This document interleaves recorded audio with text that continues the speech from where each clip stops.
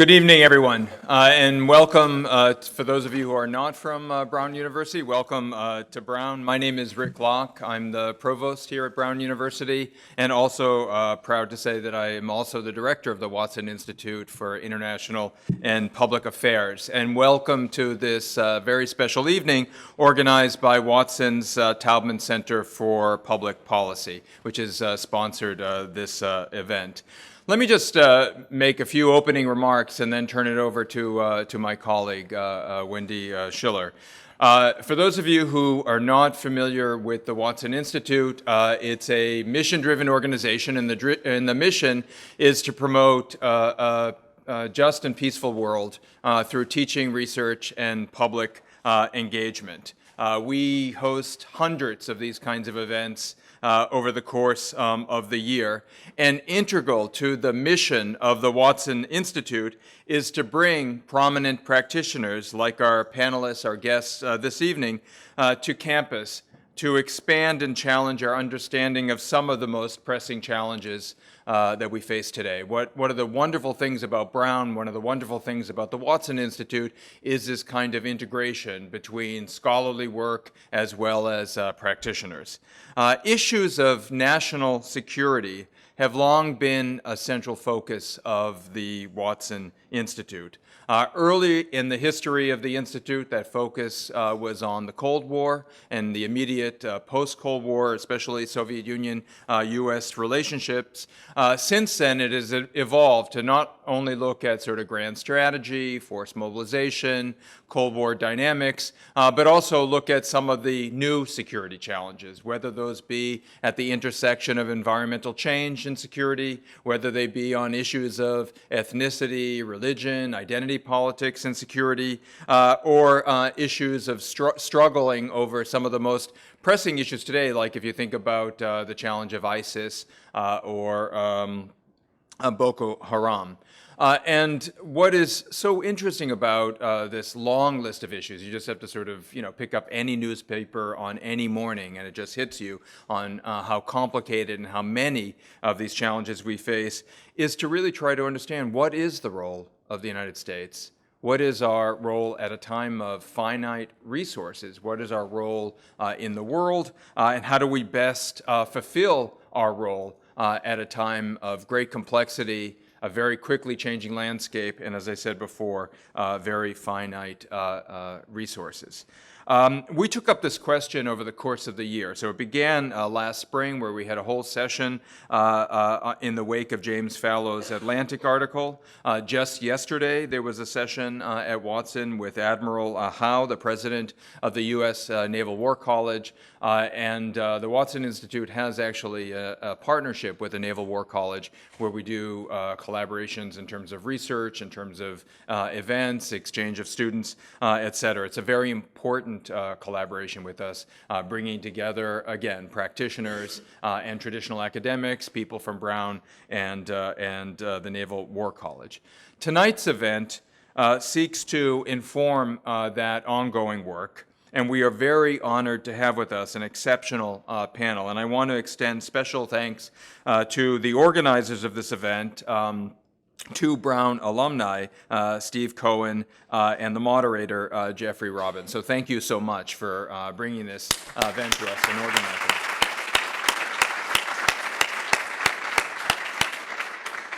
On behalf of all of us here at Brown, I also want to express my special thanks to our panelists, Senator Levin, General Thornhill, and I understand that Ambassador Burns is on his way from Boston, having done that commute, especially at this hour on 993. It may take a while, but when he arrives as well.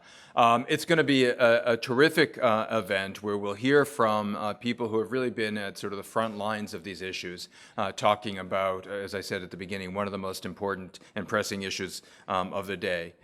With that, let me introduce my friend and colleague, Professor Wendy Schiller, who is also the chair of the Political Science Department, who will be introducing our panelists and then turning it over to the panel itself. Thank you very much, Wendy, for doing this.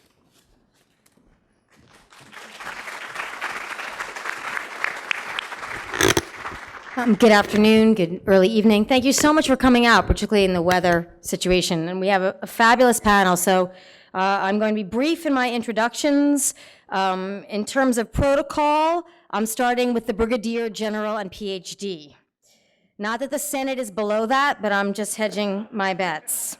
I'm retired. I'm below it.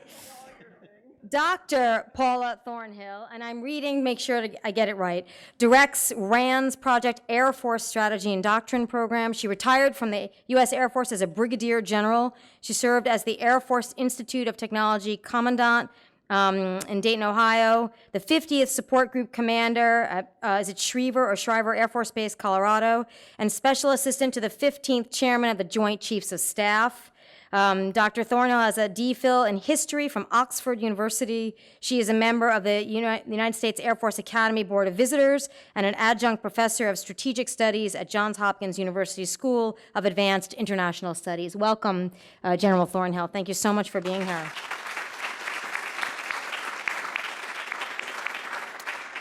I am going to read Ambassador Burns' introduction to make sure that he's properly introduced so he can get right started when he gets here.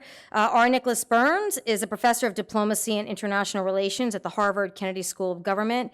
He is faculty director of the Future of Diplomacy Project and chairs the programs on the Middle East and South Asia. He is a member of Secretary of State John Kerry's Foreign Affairs Policy Board, director of the Aspen Strategy Group, and a senior counselor at the Cohen Group.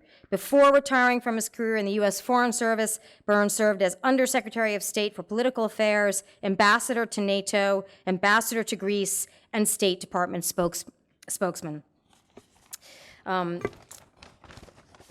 Okay. Senator Carl Levin, Michigan's longest-serving U.S. senator, retired from the Senate in 2014. In his 36-year Senate career, Senator Levin was greatly esteemed on both sides of the political aisle for his integrity, resourcefulness, diligence, and willing to stand up for the principles that he believes in. In the Senate, Levin served as chairman of the Armed Services Committee, where he became a leading voice on military and foreign affairs, and as chairman of the Senate's Permanent Subcommittee on Investigations, which involved the analysis of complex financial and tax matters, among other things. Senator Levin received a JD from Harvard Law School and a BA from Swarthmore College. Our moderator today, actually, I'm going to read the biography very quickly of Steve Cohen, who helped put this organization together, this event. He's an attorney, a publishing entrepreneur, author and teacher for more than 30 years before going to law school. He's a former publisher at Time and Scholastic and the founder and CEO of BrainQuest.com, Multimedicus, created with Harvard and Dartmouth medical schools. Cohen regularly contributes to the New York Times, the Wall Street Journal, and the Daily Beast. He attended the U.S. Naval Academy and received his BA from Brown. Our moderator today, Jeff Robbins, is also a Brown alumnus. He served as chief counsel to the minority of the U.S. Senate Permanent Subcommittee on Investigations and as deputy chief counsel to the minority of the U.S. Senate Governmental Affairs Committee. He was appointed by President Clinton as a U.S. delegate to the United Nations Human Rights Commission for 2 years and also served as president of the World Affairs Council of Boston for 3 years with Joanne Robbins. I want to say thank you so much for taking the time to come here. I think it's going to be a fabulous panel, and welcome to Brown. Thank you. So, first observation is that given this is sort of sold out, it's clear this is the Defense Policy Wonks version of a Springsteen concert. The format, very quickly before we begin, is that I'm going to sort of spray questions around to the two of you, soon to be the three of you, for about 50 minutes. And then we're going to make sure we have time for 30 minutes for people to answer questions with that all-important question mark, a really good thing to contemplate as you formulate your questions.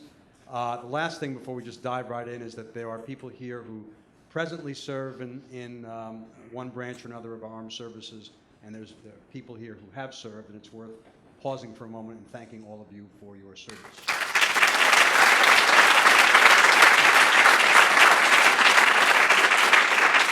So with that, the U.S. Institute of Peace's National Defense panel last year, co-chaired by former Secretary of Defense Perry and by General Abizaid, found that there is a growing gap, as it put it, between the U.S. military's strategic objectives and the resources required of the military if the military is going to be expected to achieve them.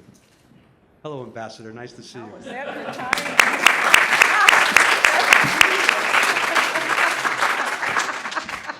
You got a great introduction, fabulous applause. Too bad you And the missed it. timing's Apologies. impeccable. And so why do you think Ambassador Burns was incorrect? When he So they concluded back in 2014, last year, that the Navy and the Air Force needed to be larger, not smaller, that the reductions for the Army that were proposed were dangerous, and that there were dangerous readiness conditions, to use the euphemism that they used. And that was before Russia invaded the Ukraine. It was while we still regarded ISIS as junior varsity, and it was before this nuclear deal, which will now turn $150 billion over to the world's leading state sponsor of terror to do with what it wishes. Do you agree that there is, in fact, a significant gap between U.S. military objectives and the resources necessary to achieve them? And if you do you think that Americans understand that there is such a gap? Use a number 2 pencil, take your time, and good luck. Senator, beginning with you. Basically, I agree with that assessment. We used to, and they spend a lot of time analyzing what our current needs are, our future needs are, what our challenges are now, what the future challenges are going to be in the world. That's the kind of assessment that they make, and then they match and look at the resources that are assigned to meet the challenges, and they say we come up short, and I happen to agree with it. But that only takes you part way, because the answer is not just the resources match challenges, and then you analyze. I don't think we have time in the answer, although I'd be happy to try if you want to analyze what those challenges are. These are different kind of challenges than we had 20, 30 years ago, obviously. We used to look at how many wars could we fight at one time, and was it 1.5, or was it 2, and we needed to fight 2, and one big one, one little one, and that's no longer the problem. We now have a dozen challenges out there, and we have a lot of different needs in order to meet those challenges, a lot of new capabilities, everything from drones that will be a greater and greater part of our capability to cyber capabilities, both to defend and to attack. That's the analysis that they go through, and it's very important because these are life and death decisions. Where do you put your eggs? In what basket do you put your eggs? We'll get back to that. But there's a gap. There's a gap, but that doesn't address the question of why. And your second half of your question is, the American people understand it? And I'm not sure they understand it, but they don't oppose, from everything I can see, our addressing that gap. And that gap is caused more than anything else by what is called the budget, the sequestration for short, which puts caps, which are totally arbitrary caps, on both military and domestic spending. I thought we might get to the budget. Okay. Well, I don't know if you want to get to it right now, but that's really the issue. Because there's not a lot of disagreement on what the size of the Army should be. It's plenty low right where it is right now at 450,000, I believe. If these caps, and this is below what it should be, but nonetheless, that's where it's at, down about 100,000 plus from where it was a few years ago. It's going to go down to 420,000, which is way below what it needs to be unless we address the question of sequestration budget caps. All right, so we'll come back. Let me ask you. If you want to come back I'll to come it, back. but that's what the focus ought to be, it seems to me, on more than anything else, because that's the big issue that we face, not disagreement so much over what our needs are, but disagreement over how do we come up with a budget to meet those needs. Is there a gap, a significant gap? Yes, and first of all, I agree with the comment on sequestration, and when we come back to that. So the reason that I would identify the contemporary gap is that the most recent effort to try to bring down the size of the military was when President Obama identified the pivot to Asia back in about 2012, 2013 or whatever. That was pre-ISIS really taking off. That was pre-Ukraine, that was pre-Crimea, that was certainly pre-Russia moving forces into Syria, and it was pre-building islands in the South China Sea, which obviously China has been undertaking. So if you look at it within those broad outlines, you put sequestration on top of that. What you are asking the military to do on behalf of the nation versus what it has, there's a gap. So let me ask you, Nick, a different kind of a question, a projection of power question. The administration's national defense and security doctrine seems to be sometimes framed in the negative. We shouldn't do stupid stuff, with the word stuff a paraphrase. We can't be everywhere. We can't be the world's policeman. All of these seem true. But what is the doctrine that you think, and you're well positioned to have thought about this given the various roles you've played, what is the doctrine that ought to guide the American projection of power? Well, first of all, let me just say thank you for the invitation to Brown. I'm delighted to be How here. was the traffic? Traffic was, the way it is in the East Coast of the United States. I'm going to blame U.S. Air, though, for my delayed flight. But thank you. I'm sorry to keep you all waiting. You did. Good. Good. Happy to be with the senator, frank as always, and the general. I think the United States, Bill Clinton said, and Madeleine Albright said, the United States is the indispensable nation in the international system. Professor John Eikenberry of Princeton says that there is an international system built up after the Second World War, that it has a superstructure to it. And he defines us, the American people, as a system operator. So I start from there, from a military and foreign policy perspective. And I think that a doctrine of the United States should be, we should be forward deployed diplomatically and militarily to take advantage of the many positive opportunities that are out there to sustain peace around the world and to make sure that we're powerful enough to be the agent in charge of world order. That doesn't mean we use the military needlessly. I think the bar should be very high, especially in light of the problems we ran into in Iraq and Afghanistan. But it does require us to be powerful, to be Were there mobile. problems we ran into in Iraq and Afghanistan? Excuse me? There were problems. I said the problems we got into in the Iraq and Afghan wars. And I worry that our capacity to meet that, to play that role, is being constrained by the budget. And frankly, more than just the budget, by politicians in both parties who don't think that we should play the role that we've been playing since 1945. I'm an American exceptionalist. I'm not embarrassed to say that. I can't think of another country that can lead the international system as effectively, despite our faults, despite the mistakes we sometimes make, as we do. So I want us to be more engaged in some parts of the world. I think we've pivoted away too much from the Middle East, from the political organizing role that we played in the Middle East.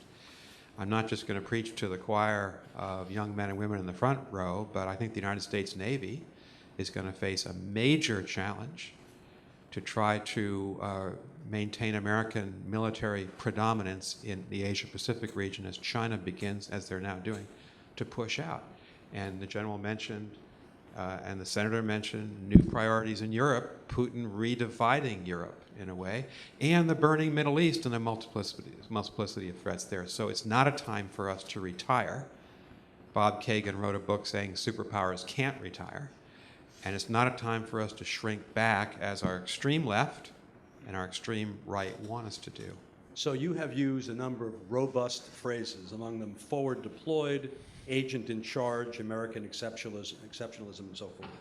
The last year's Quadrennial Defense Review, this important planning document, says that we need to, quote, maintain an Air Force with global projection capabilities, close quote, sustain a world-class Army capable of conducting the full range of operations on land, close quote, and, quote, preserve naval capacity to build security globally and respond to crises. Are you completely satisfied that we presently have an Air Force, a Navy, and an Army that meets those requirements and that's capable of being as robust and serving a robust foreign policy of the kind that Nick describes?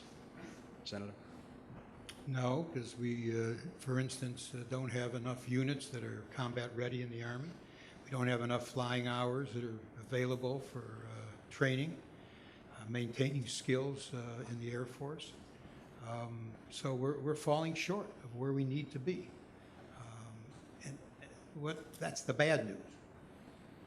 If there's good news in this story, I think it's that the American people are willing to support an approach which will add strength to our capabilities, understand our responsibilities in the world. I'm not sure I would define them exactly the way you just defined them, because I view more, and I think Nick used a term about bringing together other countries, as was done in Afghanistan. By the way, with all the problems of Afghanistan, one of the real strengths of our efforts in Afghanistan was the fact that there was a robust coalition with support in the region, not just from around the world, to do what we did, and including the UN. It strengthened us to have people with us. And although I don't agree with President Obama in a number of areas, including Syria, where I would have acted in a different way in terms of training and equipping the opposition a lot earlier, and I don't agree with his position in Ukraine either. I would be much more robust in terms of supporting the Ukrainian government.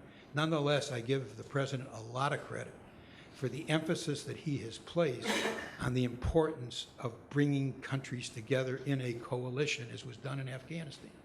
And one of the real differences between Afghanistan and Iraq, and one of the lessons of Iraq, I believe, was that it's really important that if you are going to go militarily, if possible, that you go with a lot of others with you, including countries that are in the region.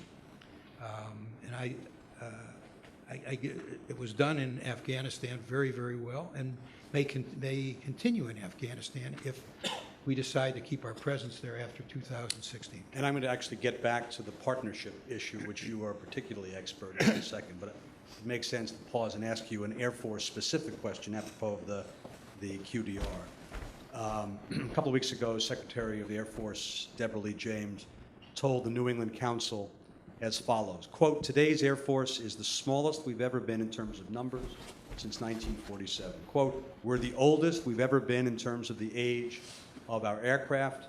Quote, half of our combat Air Force isn't sufficiently ready in the eyes of our commanders in the event of a high-end fight," which I take it is defined as a conflict, actually chance to be shot down or have your aircraft interfered with.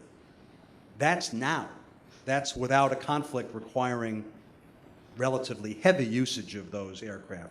Do we have an Air Force general now that's prepared to play the role that Americans assume that it's prepared to play and want it to be prepared to play in the event that there's a need?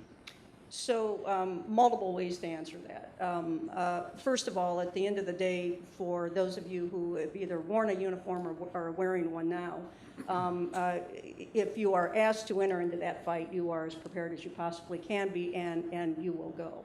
From a specific Air Force perspective, one of the expressions that's always used is, we never want a fair fight. We want to win something 99-1, 100-1. We don't want to win something 50-49. What Secretary James was referring to was, in particular, since 2001, what we've done is we've taken a lot of the money, back to Senator Levin's comments, we've taken a lot of the money that would have gone to modernizing the force, and we've actually put it into the day-to-day operations of the force, which means, to your point about the high-end fight, a high-end fight is basically a fight where you're entering into combat or operations with a peer competitor. And so what you would be talking about is you would be talking about a China or a Russia. And as you look at how the Chinese military in particular has been modernizing, there's a particular concern about how effective the United States Air Force would be against that, given some of the vagaries, if you will, of the defense budget. So that would be the narrow Air Force comment that I would make. I did want to throw out, especially for those of you who are students, back to your quote of the QDR, I would encourage you to go and read, if you haven't read it, Secretary Gates' book, where he talks about documents like the QDR, and he comments that I never read those, I never saw any value in them, and now I own them. And I would encourage you to read that and read those documents with that in mind. To what extent do these documents, in fact, serve a purpose, and do they help us understand specifics in terms of what you're asking of military services and the military writ large? So you mentioned QDR, and Senator Levin, you mentioned the crucial nature of utilizing allies.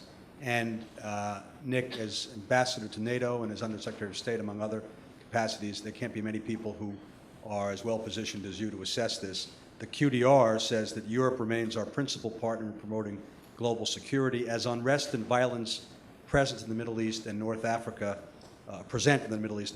Europe will be critical in addressing these challenges. You've had the job of dealing with, of observing the resource constraints in Europe, the political issues and the other considerations that make reliance on Europe a challenging proposition. On a scale of 1 to 10, how anxious ought we all to be that where we are in fact going to be relying on Europe increasingly, that they will be there to play the kind of role that we need them to play? I think before Putin's invasion of Crimea and his division of Ukraine, I would have said I'm at an 8 or 9 level of concern about Europe's ability to uphold its responsibilities in the NATO alliance.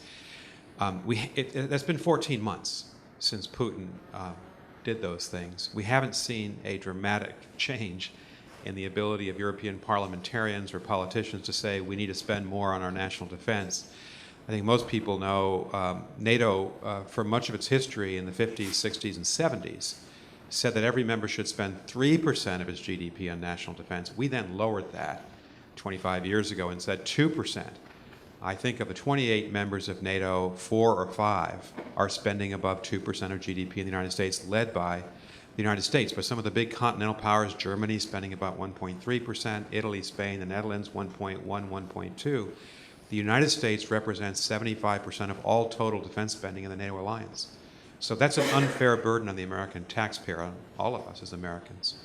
And every president, Republican and Democrat, every member of the Senate, House, has come out to Europe and tried to pound on the Europeans. I think what happened, Jeff, as you know, the Cold War ended. On Christmas Day, 91, when the Soviet Union disintegrated, the Europeans believed that they were living in a peaceful world for the first time in centuries. They now know with Putin redividing Europe, that's not the case. So we need leadership in Europe. The person to lead is Angela Merkel. She's the undisputed leader of Europe now. If we'd been having this conversation 10 or 15 years ago, we would have looked to the British Prime Minister, the French President, and the German Chancellor, probably in that order. Merkel's the leader. If she can convince her people to spend more, then I think others might in Western Europe. The Poles will do more in Eastern Europe because they do perceive the threat from Russia. The Baltic nations are great allies. They're spending a lot more than 2%, but they're very small. So you do need these large continental countries to come forward. One more point. This is an enormous advantage for the United States. I don't see China in Cold War terms as a country to be contained or fought, but we are in a competitive situation in Asia with China. China has no allies. You might think of North Korea as a millstone around its neck. We have all Canada and the 26 European allies, and we have our alliance system in Asia. Japan and South Korea and Australia are treaty allies. The Philippines and Thailand are security partners. And increasingly India and Vietnam and Malaysia and Singapore are security partners. So we have an enormous advantage. It gets to the point the three of us had mentioned. We shouldn't think about American security or even defense spending as an entity unto itself. We should think about trying to build these alliances, sustain them, so that we can work with other countries. As the senator said, NATO went into Afghanistan. Every single NATO country and many more countries are still there with us. And so that's a great advantage that we have as the leader of the free world. And if tires are kicked and placing to one side spending, Senator Levin, you talked about how great it was that NATO was in Afghanistan. You said the same thing. Quite apart from the spending issue, how, to what extent can we in fact rely upon European countries to actively play a role when a crisis actually occurs, and place Afghanistan aside? We used to Won't talk be Germany. Right. We used to talk in NATO when we had to go. I was ambassador on 9/11, and so we quickly had to decide who's going to Afghanistan with us. And then, of course, after March 2003, I think 18 of the 26 allies went into Iraq with us, not all of them, as you know. We worried about usability of forces. What kind of forces do you have? Most of the European allies have conscription, so they tend to have large forces, but they can't deploy them. One anecdote, when we decided that we would all go to Afghanistan after the initial American and British invasion in October 2001, most of the Europeans, led by the Germans, couldn't actually get to Afghanistan. They thought of deployment in theater in Europe, train schedules, train deployments, mobilize troops by trains. Can't get to Afghanistan by train. We had to rent Russian and Ukrainian Antonov heavy airlift to take NATO forces from Western Europe into Afghanistan. But you're no longer at an 8 or 9 on the anxiety meter? I was probably at a 9.5 at that point. Since then, some of the allies have invested in strategic lift in C-17s, for instance. The British have. The Indians aren't an ally, but they have the second largest C-17 fleet in the world. So I think countries are beginning to think not just about counting the number of men and women in your uniform. How can you use them? Can you deploy and project power? And the British, the French, are better at that now than they were on 9/11. And many countries have taken casualties, by the way. So it's not just a budget issue, but a lot of our allies in Afghanistan have taken some significant casualties, particularly in proportion to their populations, and have stayed with it. So let me ask now a sort of an ISIS question, or a do we know what we're doing question. As we mentioned a year ago or so, the administration referred to ISIS as JV. General Petraeus testified before your old committee, the Armed Services Committee, within the last couple of weeks that our performance and our strategy against ISIS was inadequate. And General Austin, the head of Central Command, testified also within the last 10 days or so that a $500 million program aimed at yielding 5,400 armed fighters against ISIS had thus far yielded, quote, either 4 or 5, close quote, armed fighters. Assuming the more optimistic scenario, that it isn't 4, it's 5. Ought Americans to be confident that when it comes to fighting ISIS, we know what we're doing? Confident in the will? Yes. In the determination? Yes. Confident in the mechanism that will work in that particular part of the world? No. Used to be there that, the enemy of your enemy is your friend. It's no longer true. The enemy of our enemy, ISIS, is in many cases our enemy. And it's a very complex situation, and I myself, as I mentioned before, have been publicly critical of our failure to move more quickly in terms of the training program for the Syrian opposition, number one, in terms of the failure to establish what I would have done, which would be a no-fly zone or a safe zone in the north of Syria, so that Syrians could go there. There would be an area which would be safe from the Syrian government and protected. Turkey has allegedly, and I'd like to hear from Nick on this because he may know the answer. You may too, General. I don't want to suggest you may not know it. But Turkey has recently indicated that they will support a safe zone in the northern part of Syria that would be protected by them. I don't know what kind of problems that does create, unintended outcomes that may result. We now, I think, at the Incirlik base is now in Turkey, is now available to us, which is a big plus in terms of fighting ISIS. But the bottom line is that I think we should have been more aggressive in terms of the training and equipping of the Syrian opposition. We should have been more aggressive, I believe, in terms of a safe zone, a no-fly zone. Had we done both of those things, I can't guarantee that the outcome would be very different than it is now. I'm very confident that countries are going to come together against ISIS. We saw that in the last couple of days.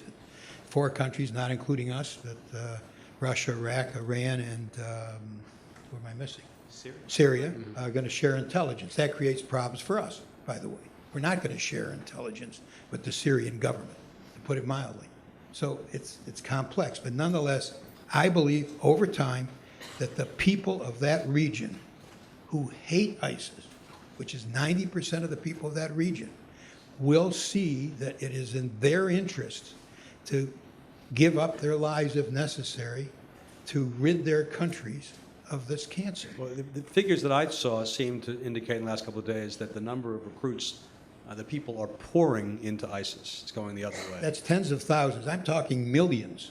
I'm talking about the millions of people in those countries. Look at the refugees, by the way. Those are not just a few tens of thousands. Those are now millions. They don't want to live under ISIS. They don't want to live under Assad either, but they don't want to live under ISIS. And they're going to make a decision sooner or later, like the people of Afghanistan, I believe, made a decision. They're not going to accept the Taliban. Does the Taliban win some battles? Yeah, including recently they've taken over parts of a large city. But will, over time, if we work with our allies, if we train and equip indigenous forces, they are determined to get rid of the Taliban in Afghanistan. They hate the Taliban in Afghanistan. 90% hate the Taliban. And I think most people, I know they will support their army and give up their lives if necessary to protect their values, which are not Taliban values, including the right of young women, girls to go to school. So I don't want to be churlish, but let me ask both of you, can you locate a current plan that seems promising, a military plan, an American plan, for dealing with ISIS? And then I want to ask you as well, after you go first, General, about the Turkey question and the role that you think Turkey can play. So my quick answer is I don't share the senator's confidence. I don't see evidence that we do know what we're trying to do against ISIS. The moves that I see, they tend to be somewhere between 6 months and 18 months lagging. In terms of a strategy, I'm assuming from an American perspective that we have 2 major objectives. One is to make sure that the flow of foreign fighters does not move west and does not move overseas, and then the other one is to dismantle the terrorist networks within the region. I haven't seen articulated, either classified or unclassified, a convincing strategy for either of those. I'm also not convinced, and this is where I look to the more experienced folks here, I'm not convinced this is fundamentally a military problem. And so when you start looking at, one of the things that's always interesting to see comments on is how effective air power is or isn't against ISIS. If you don't know what your strategic objectives are, I can almost guarantee you're not going to meet them. And so when it comes to what we are doing from a military perspective in this region and how we think about it within the nested security dilemmas in that region, I'm not convinced we're there. Nick? I feel compelled to say, as a former civil servant, I'm unaccustomed to criticizing American presidents, that I deeply admire President Obama, and I support a lot of what he's doing in domestic and foreign policy. But as a supporter, I look at the situation in Syria and in the Middle East in general and say it's probably his weakest area as president. I mean, now he ran for office in 2004 as a senator, and then again in 8 and 12. I'll get you out of the wars, and he got us out of Iraq. And the pivot, I think, was an expression of his. I think he was right to say the preponderance of our strategic interests will be in Asia, but the Middle East is still important. And I don't think the administration has put together anything close to a strategy to defeat ISIS. The rhetoric is we're going to defeat ISIS. The policy is actually to contain it through air power. I wouldn't support tens of thousands of American troops being put into Syria. I'm not sure anyone's even advocating that. There may be a few people. Or even back into Iraq. I don't know, we're at 4,000 or 5,000 American forces maybe in Iraq right now. What has to happen? The Iraqi army has to rebuild itself and take back Fallujah, Ramadi, and Mosul. They have to do it. We can help a lot through air power, through special forces, right? Through targeting, but that's not our job. It shouldn't be our job. We fought there for a long time. In Syria, I think, to get at the homeland of ISIS, in Raqqa and other places in northern Syria, I think it is a question of diplomacy more than the military. One of the things that the United States has been good at for many decades is we're a mobilizer of coalitions. We bring countries together. We help to point a coalition in the right direction. As all of us have been saying, we pass the tin cup around for money and arms. And here we could mobilize Turkey and Qatar and Saudi Arabia and the United Arab Emirates and Kuwait and the Iraqi government and Syrian rebel groups. I'm in the senator's camp. We should have been much more aggressive in arming them. We should have put more effort into that. That's the role we can play, but all those countries I mentioned are supporting different, competing rebel groups in Syria. So ISIS has been able to grow because there's no preponderance of force on the ground against it. I think that's what we ought to try to do. I don't agree with anything that President Putin is trying to do. The majority of the 260,000 dead in Syria and the great majority of the 11 million homeless, that's half the country are homeless, had been caused by the Syrian government. And so President Putin, in that remarkably, I thought, capricious speech that he made yesterday at the UN, he put all of his weight behind protecting Assad, when Assad is at least half the problem in Syria. So I think our president's right on his instincts that Assad should eventually go and the Islamic State should be defeated. We just don't have a strategy in place to do that yet. But it's kind of hard to both go after Assad and ISIS at the same time. I mean, that's a very complicated issue. But one other thing I think we ought to add quickly is that the decision is not just purely military in terms of our activity. It's not even purely military in terms of the Iraqi government relative to Iraq, because there has to be a political decision which is made difficult in Baghdad in terms of bringing in the Sunni community much more and the Kurdish community. That's a political matter which is critically important to Iraq's future and the region's future. So let me come back to the military for a second, and in particular a military assessment question.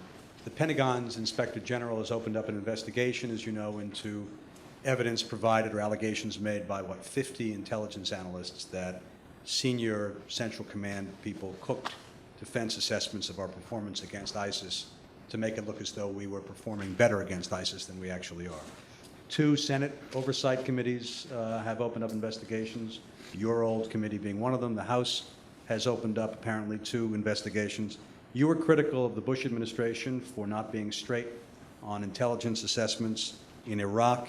Given the experience that we had with cooked assessments, intelligence and military in Iraq, and the evidence, apparently not conclusive, but the evidence at least that there are cooked assessments being utilized by the Pentagon against ISIS, should Americans regard everything the Pentagon does, whether from procurement to budgets to operations, with a sort of presumptive dubiousness or as fundamentally sound? Well, there's enough reason to be skeptical and demand answers. I think that the people who cooked the books relative to the intelligence before the Iraq War, it wasn't that the books were cooked so much, it's that the leadership of this country, particularly the vice president, was saying things that the books did not support. And they should have been held accountable from my perspective, okay? I thought that Vice President Cheney said things before the war which clearly were not supported by the books. But whoever cooks books ought to be held accountable. If the current Central Command folks have cooked the books, then they ought to be held accountable. No, but my question is a little bit different. My question is whether or not the cooking that seems to occur, administration to administration, whether the cooking calls into question whether we can rely on procurement, budgets, operations, which are based on assessments. So should we presume that there's a certain amount of cooking that goes into those, or can we rely on them? General? So the place where I would start is this whole issue of politicization of intelligence, right? And one of the things that I remember from a four-star that I used to work for was that that one of the things you don't learn as a four-star general is you don't learn exactly how to look at strategic intelligence. It's assumed that when you pin on that rank, it's just assumed that you got smarter and you know how to approach that intelligence. So not knowing what has unfolded here, and this is why we have the investigations, one of the things that I think that you could look at is the issue of leadership. If the leader isn't asking the tough questions and asking them both on the positive side of that assessment and the negative side of that assessment, if that leader isn't asking equally tough questions, then you need to hold that leader accountable. So that's number one. Number two is any of you who have ever been affiliated with the military know that this is a vast, complicated arena. Some people are unbelievably ethical, some people are less so. To take any one episode and to extrapolate across an entire department, it would be like doing the same thing with state, it would be like doing the same thing with the Congress. So, but absolutely, do we need to hold the Pentagon writ large accountable? Absolutely. Would I extrapolate? Absolutely not. I have the feeling that you were scribbling down some stuff that made you want to say something further about it. What your question really dramatizes is the need for greater transparency in intelligence, greater openness, less classification. The overclassification makes it very difficult for the public to judge. It creates the kind of suspicions that you made reference to, skepticism that you made reference to, and allows people to hide things which they shouldn't be able to hide. It makes accountability much more difficult. So we do too much classification. It was true before the Iraq War, by the way, where there was an effort made to declassify some of the intelligence assessments, which were very different from what were being spoken about publicly by the administration at that time. So secrecy is a real problem, I believe, not so much in the Pentagon as in the intelligence community. But I don't start with any great automatic presumption of misstatements or cover-up. I don't, just for the reasons that the general just mentioned. There are those instances. There's instances. You know, we've had instances of bribes in one of the military services on one of the defense contracts recently. And you know, that's Congress has a responsibility in terms of oversight to go after wrongdoing, whether it's criminal wrongdoing or whether it's covering up intelligence assessments or cooking the books, as you put it. If those books were cooked, I have a lot of confidence in Central Command. But if anyone there cooked the books, then they ought to be held accountable in any appropriate way. Let me, you have a comment about cooking, baking, frying, broiling, or Stir fry? I just want to say, based on my own service in the U.S. government, in the Foreign Service, and working very closely with the Pentagon throughout my career, I don't think this is a major, widespread problem.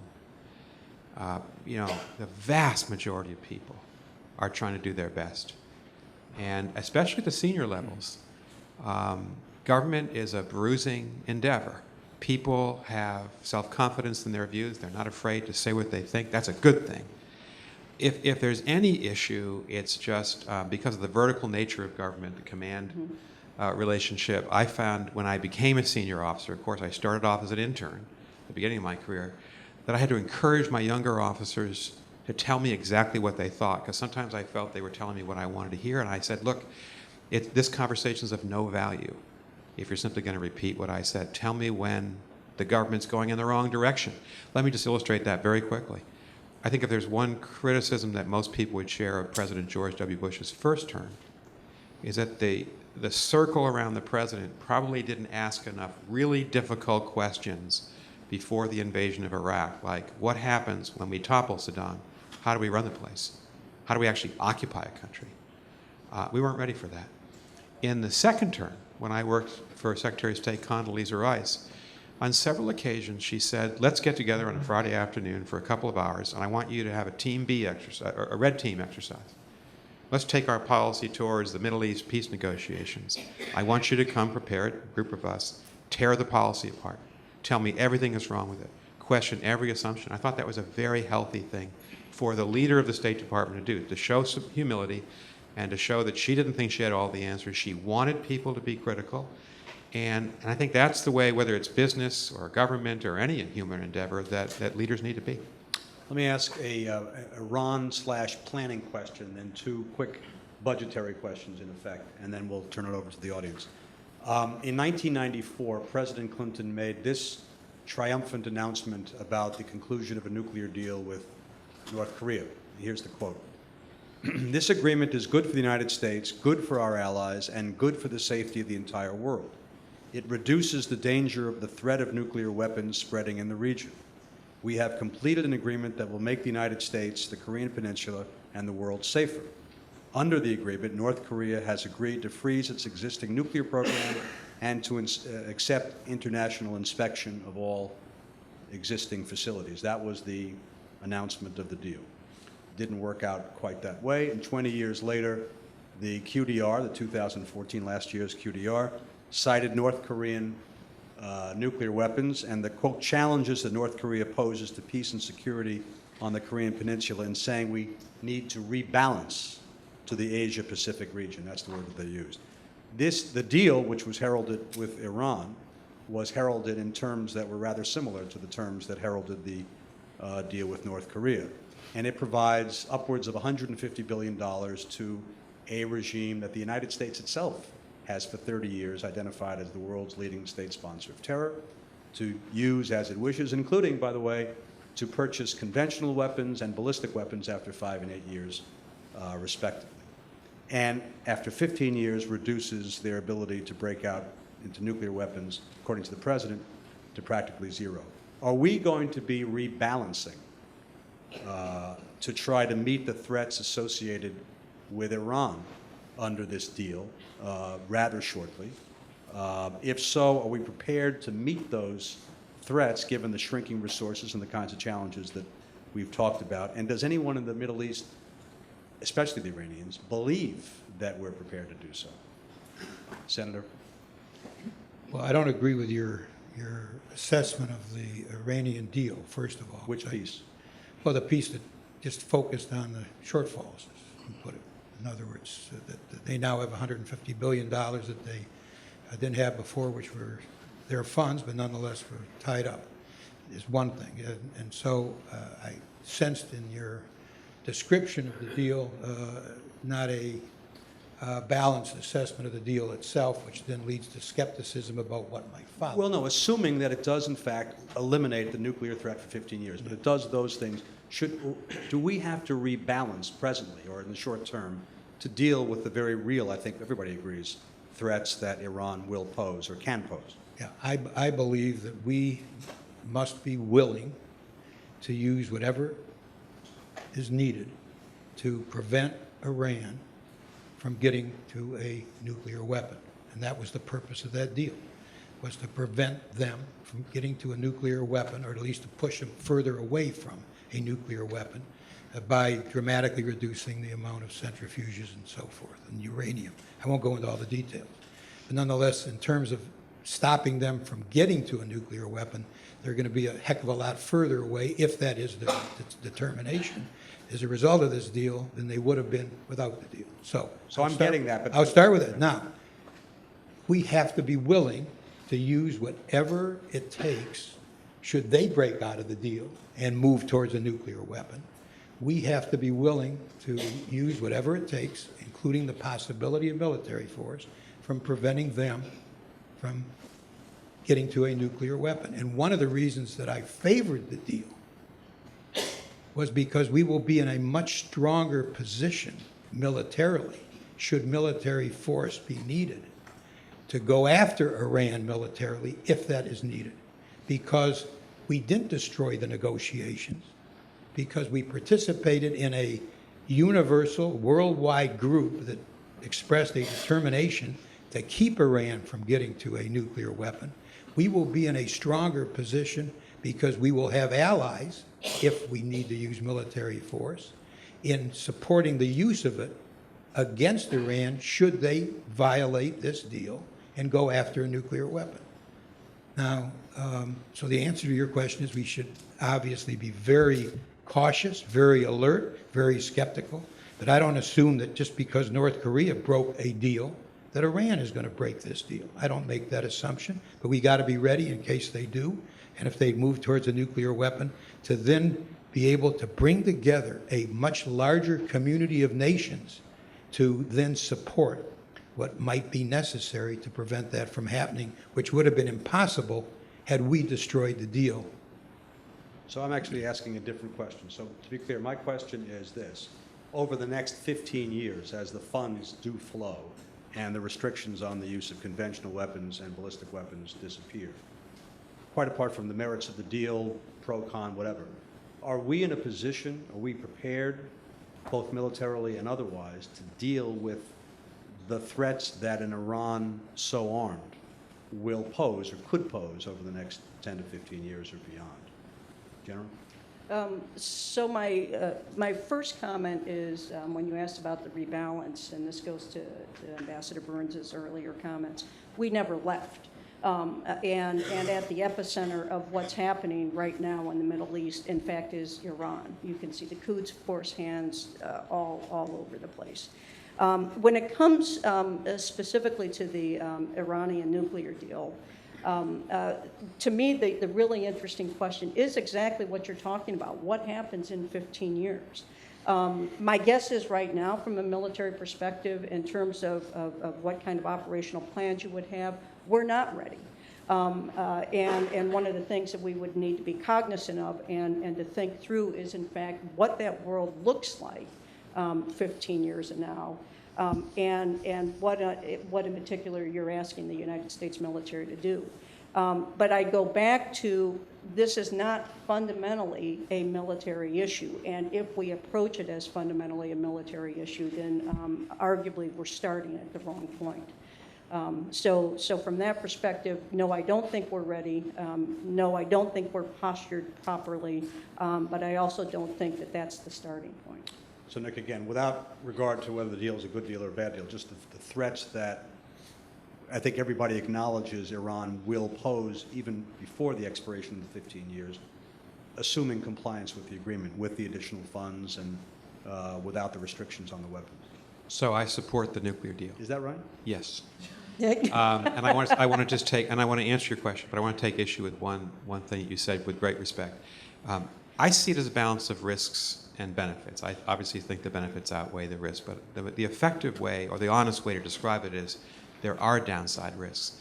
But it is not correct that President Obama said publicly that after 15 years, when the restrictions begin to lapse, it leads the Iranians to have a right to have nuclear weapons, which is what you said. No, I said said that weapons. breakout time would be essentially zero, which you said on NPR.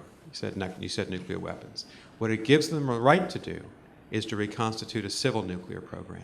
It does not give them a right to have nuclear weapons. In fact, they've forsworn that right in this agreement. And we would have the right to use military force should they choose that option. I just wanted to make that distinction because sometimes that distinction is muddy.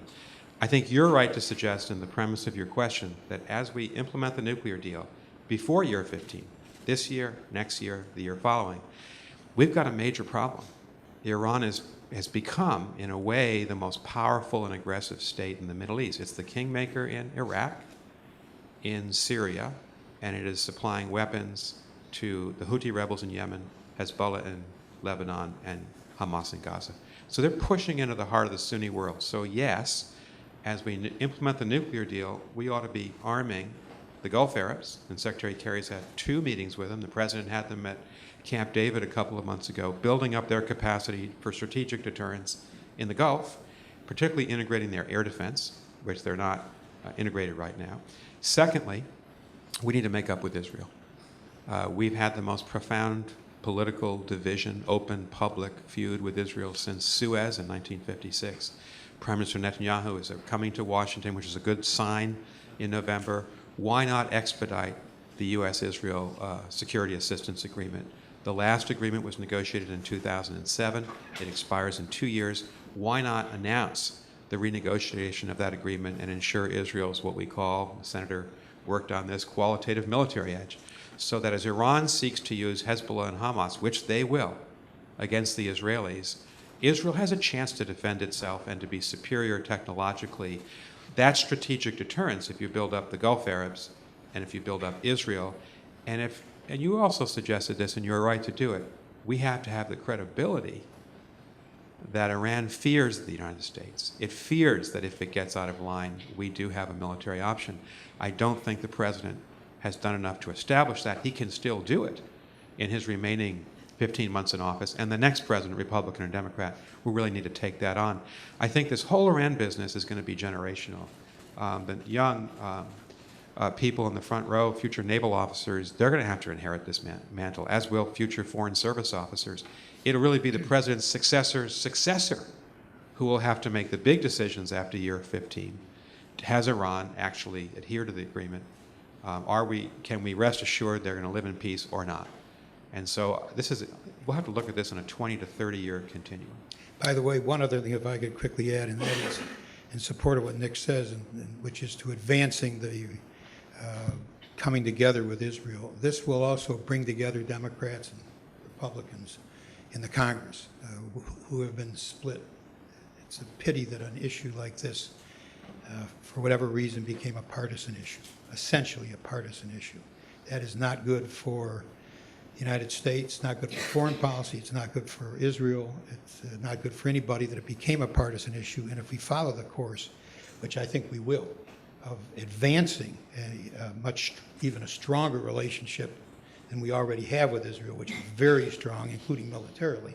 But if we seal the new, more modern version of a military relationship with Israel, it's going to have all the advantages that Nick pointed out, but also it's going to bring together, I think, Democrats and Republicans, which is really good for the country.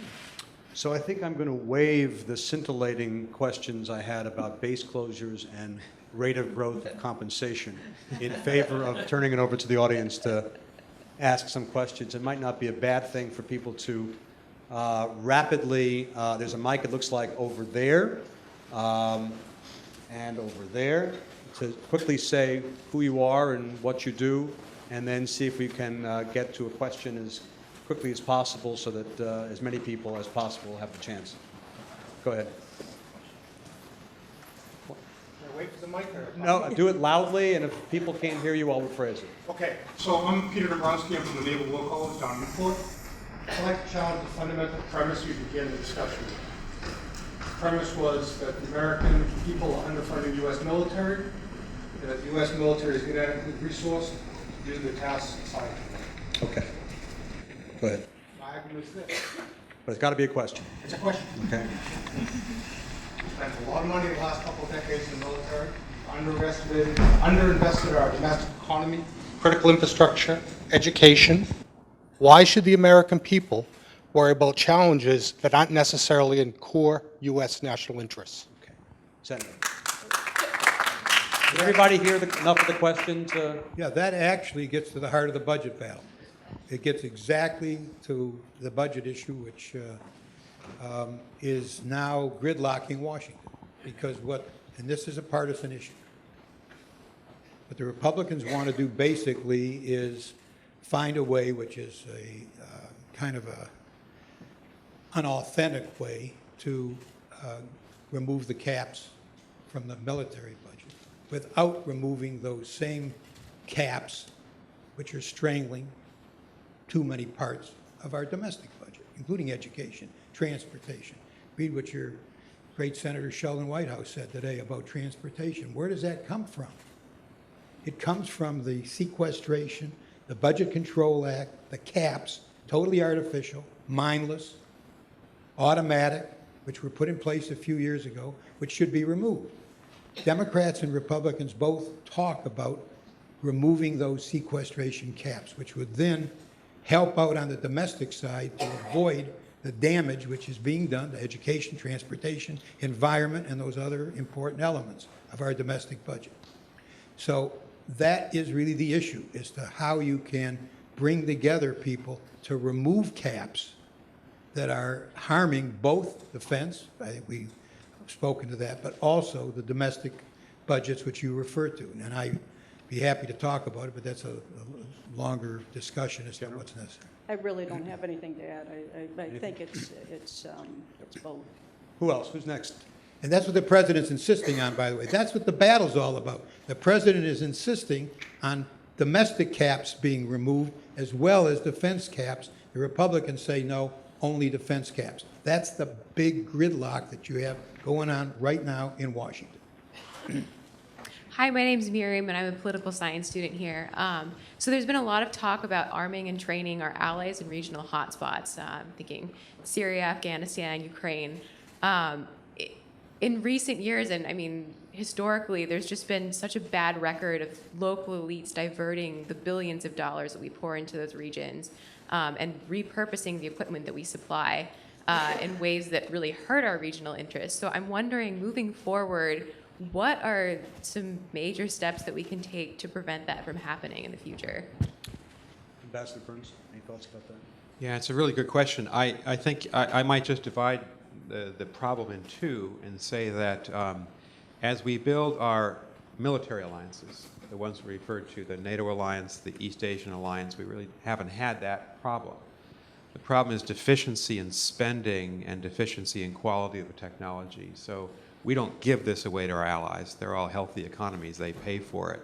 But the problem there is acquiring new technology. I think what you're referring to is these exceptional circumstances since 9/11 of two major land wars in Iraq and Afghanistan.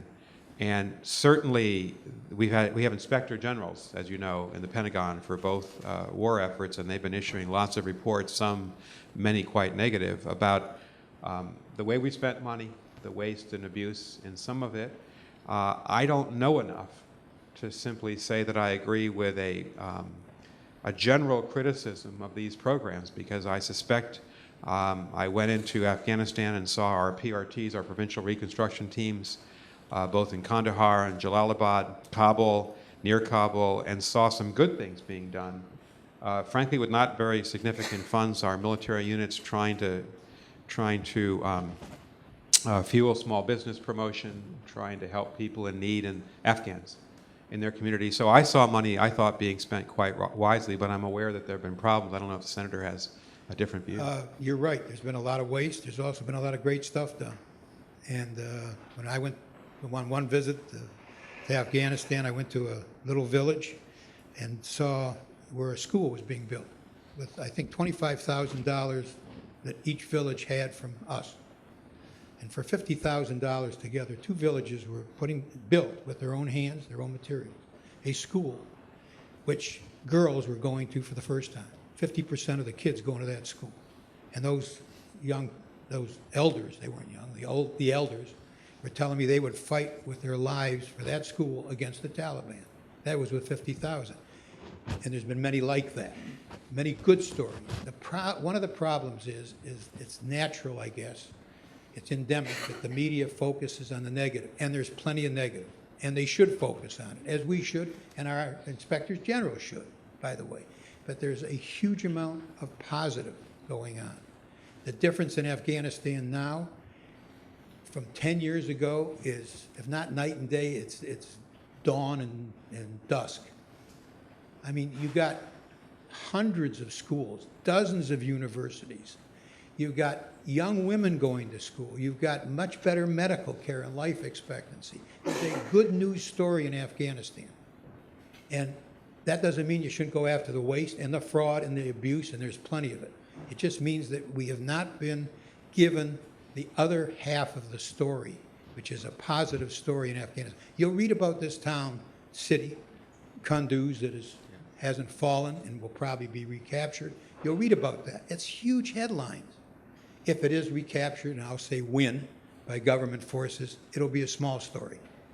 I can guarantee you. It'll be a small story. The Afghan people, as I said before, hate the Taliban. We have built up their army. Huge success story. The buildup of the Afghan army, which is extremely popular. 90% popularity, which is about 10 times more than the Congress has. And so, you know, but to answer your question, it takes more oversight on the part of Congress. It takes more IG reports. We have plenty of them, but we can always use more. But don't give up, don't assume that what you read negatively is the whole story. It is far from the whole story. So you think that the purported danger of local corruption has been exaggerated by the press? No, it has not been exaggerated. It exists.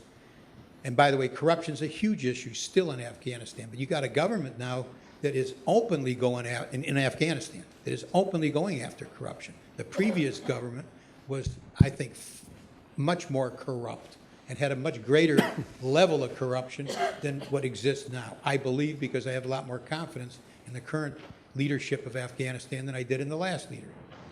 Let's make sure we get the next person. Thank you. Hi, my name is Bob DeAndrea. I'm a former Marine. I've been an adjunct here at Brown for about 27 years. I'm also a CPA full-time. Directly to the general, please. You made a couple comments tonight saying that it's not inherently a military problem or situation. Can you elaborate on that a little bit more, please? Sure, I'd be happy to.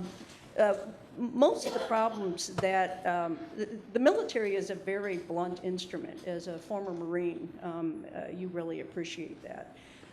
And when it comes to actually making things better, the military isn't going to be the crucial component of that. It's going to be what the expression in Washington is, all the instruments of national power. It's going to be the diplomats, it's going to be the Congress, it's going to be the economists that are actually going to look at a problem and look at how you actually make something a plus from the national perspective. And the military provides the safe space, if you will, for that to occur. But very rarely will you see, outside of a World War II or a World War I, will you see the military be the source of the solution to the problem that is being faced. And this goes back to the comment that we had about the conversation we had about ISIS, the conversation we've had about Russia and about NATO. The military is integral to the fabric of that. It provides sort of the oxygen to the system, if you will, that allows the problems actually to be addressed and managed. Sir. Hey, I'd like to circle back to what we were talking about with regards to transparency and civilian trust when it comes to things that are coming out of the Pentagon and the State Department, especially when it comes to procurement. So the example that I'd like to use is the F-35. The F-35 several different times has been sort of represented to do things that later it's clear that it doesn't do. So for instance, replacing the A-10 is something that has been proposed to do. And something else, it is sort of pitched as it originally was pitched as an air-to-air platform, but it's clear, given the recent tests that were leaked, that the F-16 is still a superior airplane. And So you've got a question. yeah, my question is, when something like, so the example of the F-16, they wanted to prove that it was equal to the F-16, that it was a worthy successor. And so in the test, they ran the F-16 with drop tanks against the F-35 in a clean configuration, which, as I'm sure you know, is a pretty substantial... I know there's a question. You got to come to the question. Well, the question is, how can we trust the Pentagon when it's clear over and over that they are trying to push programs that they are in favor of and wedded to? Okay, got it. Senator, how can we trust the Pentagon? You've got to have people who are engaged in oversight, which is both hopefully inside the Pentagon, some people, inspectors general. You have to have a Congress that is willing to engage in oversight in a bipartisan, in-depth, fair way, not for political purposes, not to make political points. I mean, oversight can be misused, believe me, as it has been in the House of Representatives by a committee there of oversight that has had 20 hearings on Benghazi. Okay? You have abuses. You have committees which use oversight for partisan purposes. I'm not talking about that kind of oversight. I'm talking about bipartisan oversight, and I'm proud to say that the Armed Services Committee in the Senate has a tradition of that. John McCain surely is a strong critic of the kind of issues which you're talking about, and is not the least bit embarrassed, nor is Jack Reed, by the way, another fabulous senator. Thank you, Rhode Island, for Jack Reed. They're not shy about going after this kind of problem. So you need checks and balances.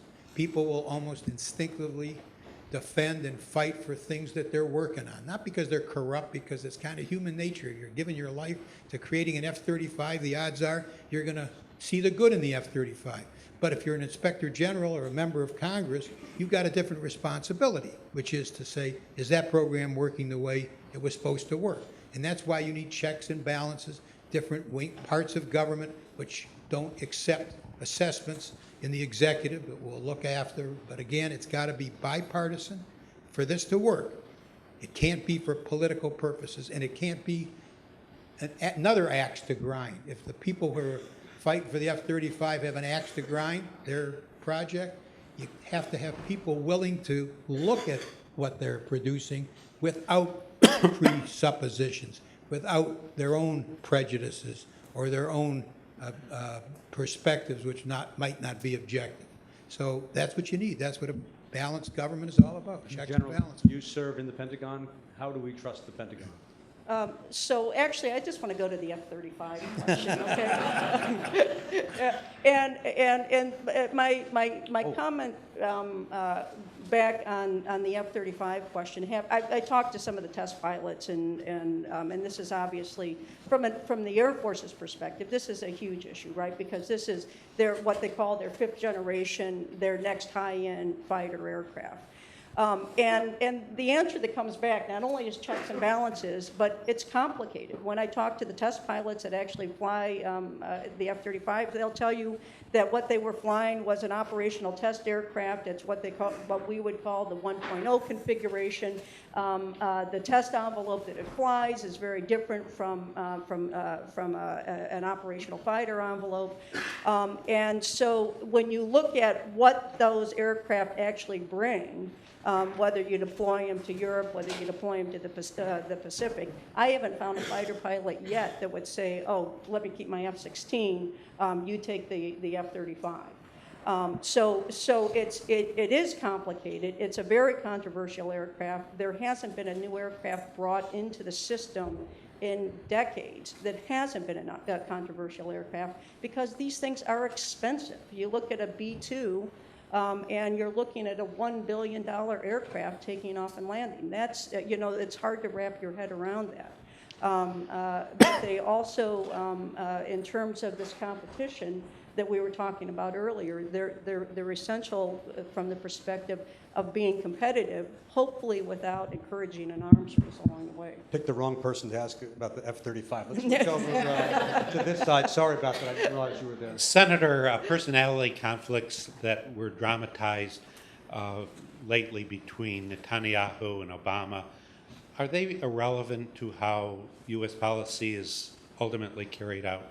I said, what's the word? Are they irrelevant? Irrelevant. Irrelevant? I mean, how? Put it in perspective. They are, I would say, mostly irrelevant, because you've got a very pro-Israel president. I don't think anyone denies that, okay? I don't think Netanyahu denies that, by the way. At least he says that this president has done more for Israel.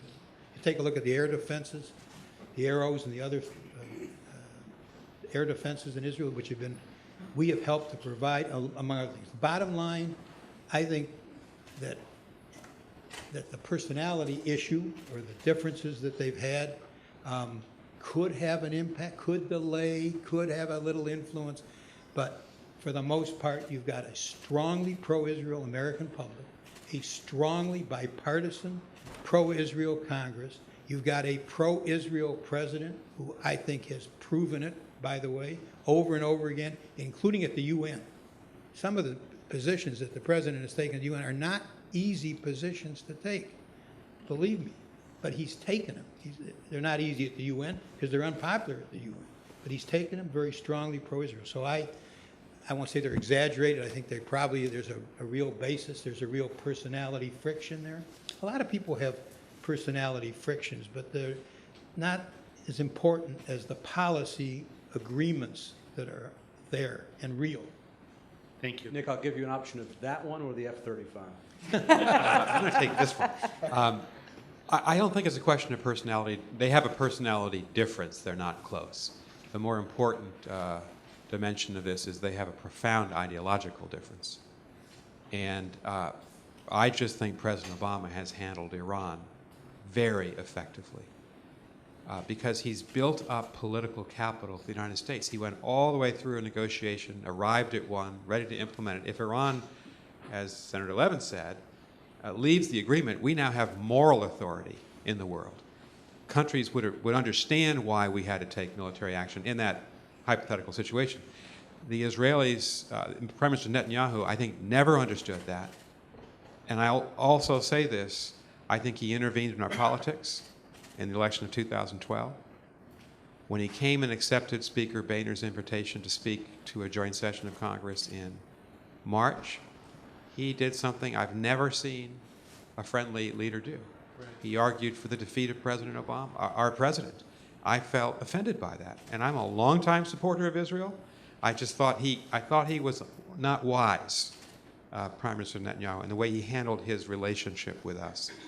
So, to his credit, President Obama is putting it behind him. He's invited the Prime Minister. That's the way it should be, because it's not about personalities. It's about the two countries, and we have to remain dedicated to Israel's security.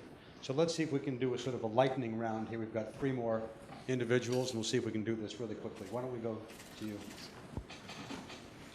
Hi, good evening. I'm Jennifer. I'm a public policy student here at Brown. My question is about something that hasn't really come up tonight, and I was kind of surprised by that. What role We were waiting for you. We knew. I guess so. What role do y'all see cybersecurity preparedness coming up in the next, century? I did mention cyber very, very briefly because it's major. It's one of the growing threats, and it's complicated too because you've got not only to be able to defend against the attacks, you've got to be able to use cyber offensively. And how you do that in a democracy, who's authorized to do it, for instance, to take offensive action against those who attack us is a complicated issue. But it's, I think, one of the major growing threats that exists against us. So you've worked on technology issues to some extent. Anything you want to say about that? The only thing I would say about cyber, especially to the folks who are starting their careers, is a question to you. And is it a fundamentally military issue? That's the question I don't think that we've come to grips with. For those of you that don't know, the National Security Agency is a defense agency, okay?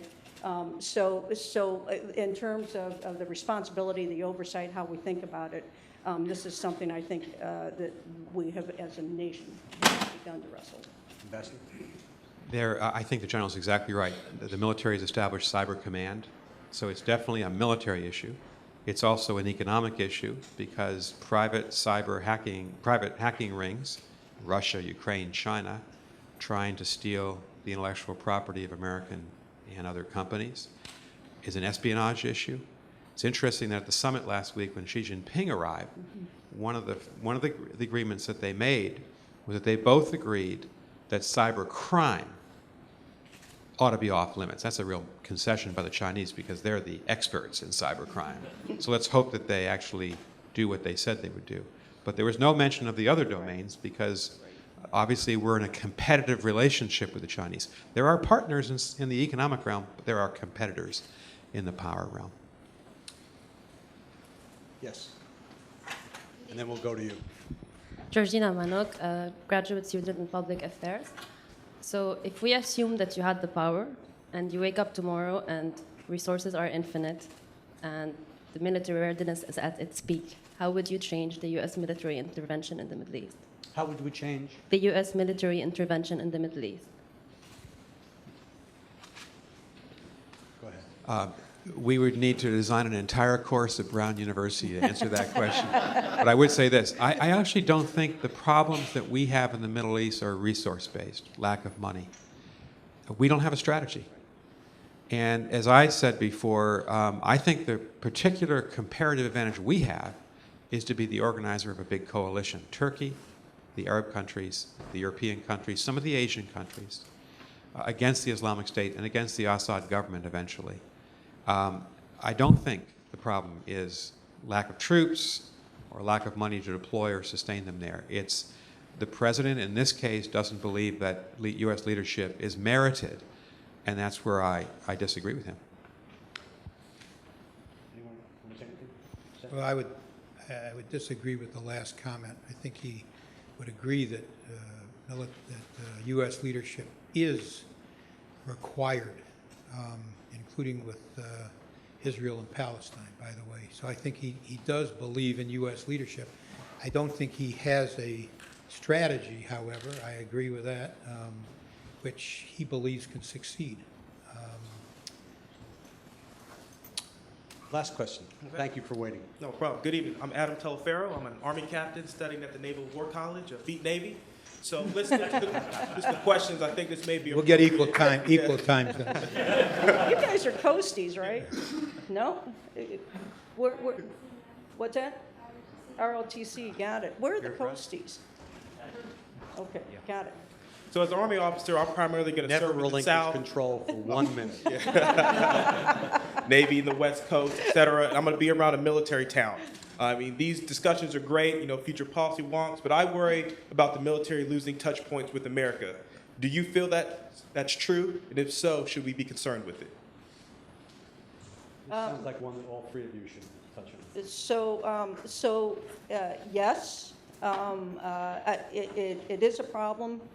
It's a growing problem. I mean, you know the statistics. You know where the demographics are in terms of where people come from.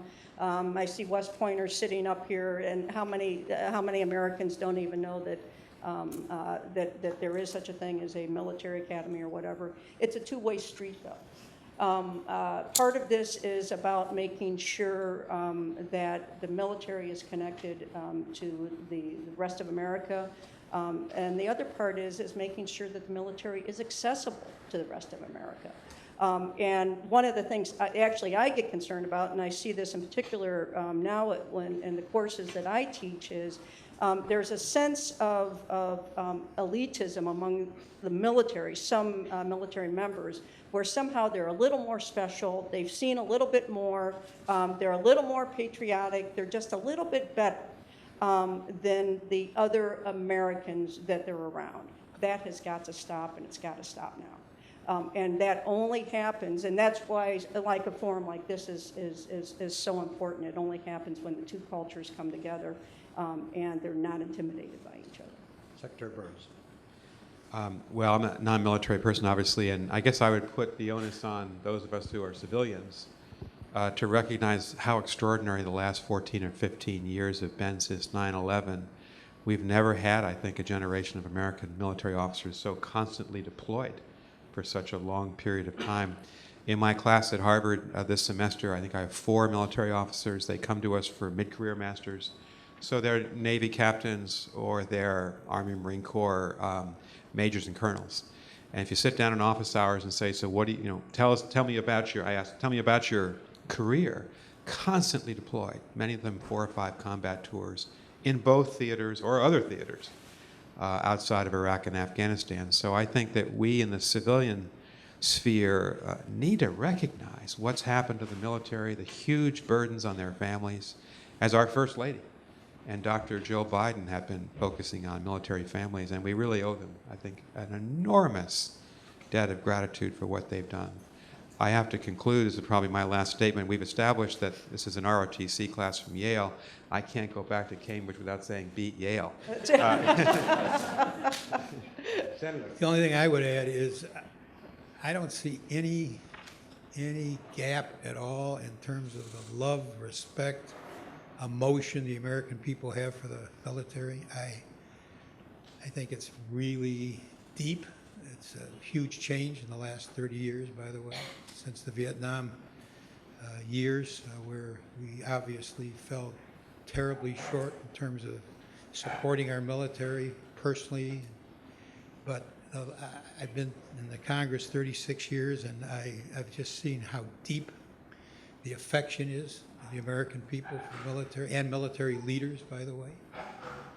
And I personally had so many contacts with particularly military leaders, but obviously men and women in the military below leadership level. There's not a lot of knowledge. I have to agree with both of my colleagues. There's not a lot of detailed knowledge about the military and the needs. But if we fall short of treating a trooper at a military hospital, not getting the kind of care that he or she deserves, and that appears in the newspaper, that will produce an outcry, an outpouring of public reaction. What are you guys doing? Why are you letting our military down? That person waited 6 months for an appointment with a doctor, somebody who lost their leg in Afghanistan, and that probably was a true story.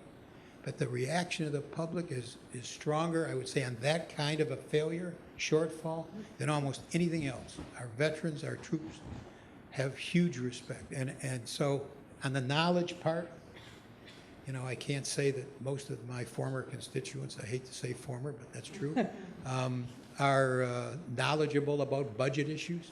But you're not going to see any great opposition if we get rid of sequestration so we can have an army which is right-sized, which is the issue, by the way. It's not there's any disagreement about what the size of the army is. Yeah, there's a minor disagreement, but not a major disagreement. We don't want it cut further. Nobody that I know of wants to see the Army further reduced, Democrats, Republicans. And when they come together, hopefully, on a budget which will allow us to give that kind of support that the military deserves, you're not going to see any big outcry. There will be obviously 10 or 20% in the public who will disagree with it. But 70, 80% of the public feel very, very strongly about supporting our military and their families, which is really important. And I think they are aware of the stresses. I think a lot of our people are aware of the stresses on military families. And maybe not deep education, but it's a sense that we've got to support those families. So with that, we should give thanks to Brown, to which we are ever true.